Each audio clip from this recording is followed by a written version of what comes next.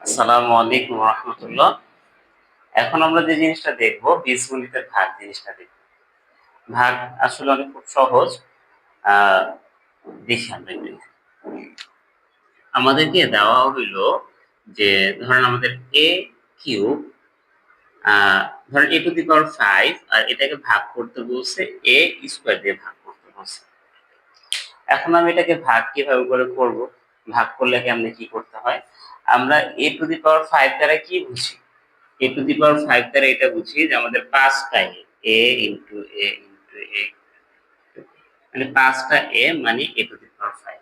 আর এ square মানে কি? 2টা এ। আচ্ছা, আমি যদি এখান থেকে কেটে দেই, এখান থেকে একটা এ কেটে গেল, এখান থেকে একটা এ কেটে গেল, নিচে থাকলে এভাবে করে কাটাকাটি করা যায়। আচ্ছা, ওকে, এরকম ভাবে গুণাকারে থাকলে আমরা কাটাকাটি করতে পারি।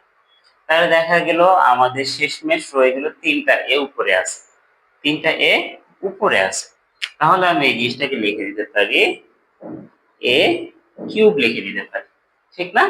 আচ্ছা, আমাদের তাহলে কি বুঝে আসলো যে আমরা যদি এটা অন্যভাবে করতাম, এ টু দি পাওয়ার 5 থেকে ভাগ করছি আমি এ স্কয়ার দিয়ে, তাহলে আমরা কি করতাম? বিয়োগ করে দিতাম।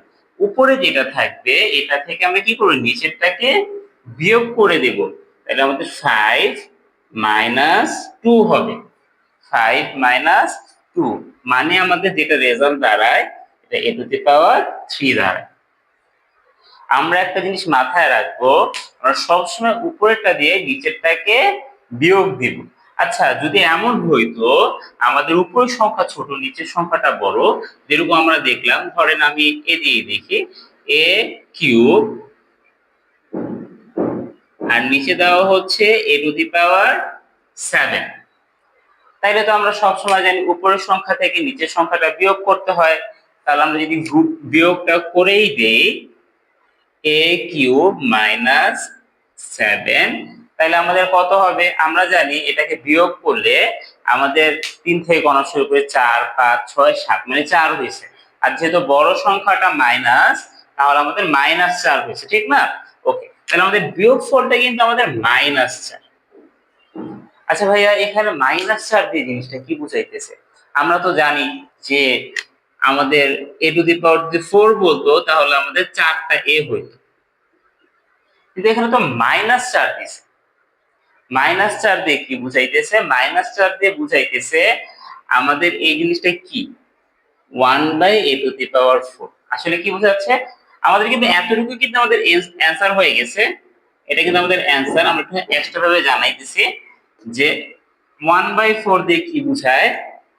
এটা দ্বারা বুঝায় a to the power 4, 1/a to the power 4।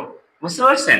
মানে কি আমাদের এটাকে যদি আমি একটু আরেকটু ডিটেইলসে লিখি, 1 উপরে থাকবে আর a নিচে 4টায়।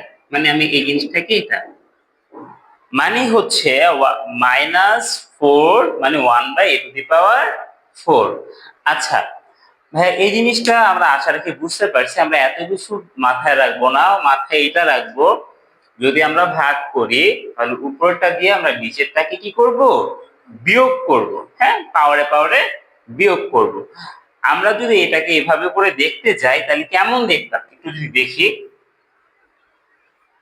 এই হুবাহুব এই জিনিসটাকে যদি আমি আরেকবার দেখি, এ আমাদের 3 আর এটা হচ্ছে a টু দি পাওয়ার 7। তাহলে আমরা এখানে লিখতে পারি 3টা এ আর এটা হচ্ছে 1 2 3 4 5 6 7। আচ্ছা, কেটে দিই। আচ্ছা, আমাদের কাটাকাটি হয়ে গেল, নিচে রয়ে গেল কি 4টা এ নিচে রয়ে গেছে। আচ্ছা, উপরে যদি কোনো কিছু না থাকে আমরা মনে রাখবো, ওখানে যদি কোনো কিছু না থাকে তাহলে ওখানে 1 থাকে। ওখানে কি থাকে? 1 থাকে। তাহলে আমরা এই জিনিসটাকে এভাবে লিখতে পারি 1/a টু দি পাওয়ার 4। ঠিক আছে ইনশাআল্লাহ? আর এই জিনিসটাকে আমরা লিখছিলাম কি a মাইনাস 4। আচ্ছা, আশা রাখি আমরা এতটুকু বুঝতে পারছি ইনশাআল্লাহ।